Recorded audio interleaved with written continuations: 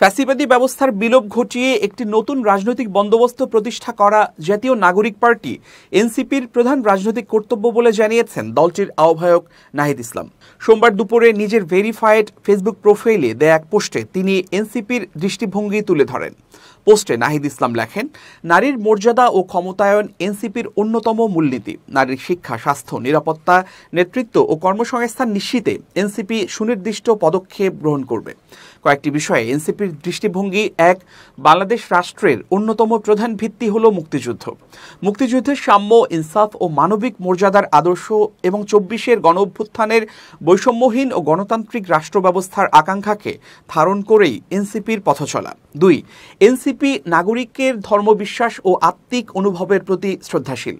বৃহত্তর জনগোষ্ঠীর ধর্ম ইসলাম, তার নৈতিকতা ও মানবিকতা এবং বাঙালি মুসলমানের ভাষা, সংস্কৃতি ও জীবনচর্চাকে এনসিপি মূল্যায়ন করে।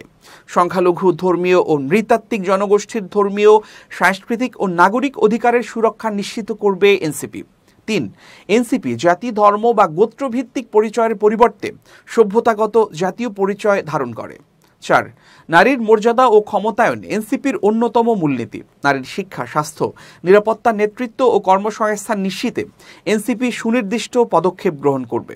৫, দক্ষিণ এশিয়ায় ভারতীয় আধিপত্যবাদ ও হিন্দুত্ববাদ বাংলাদেশের জন্য একটি সাংস্কৃতিক ও ভূরাজনৈতিক হুমকি। এনসিপি এই আধিপত্যবাদী প্রবণতার বিরুদ্ধে কঠোর রাজনৈতিক অবস্থান গ্রহণ করবে। ৬, এনসিপি বৈষম্যহীন, ইনসাফভিত্তিক, দুর্নীতিমুক্ত একটি আর্থসামাজিক ব্যবস্থা গড়ে তুলতে যা একটি কল্যাণ রাষ্ট্রের অনুরূপ হবে।